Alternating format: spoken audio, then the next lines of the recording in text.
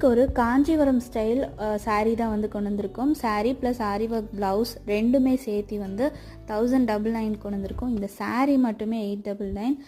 நான் காட்ட போகிற ப்ளவுஸ் வந்து 499. பட் இந்த காம்போவாக நீங்கள் பர்ச்சேஸ் பண்ணிங்க அப்படின்னா 1099 மட்டும்தான்.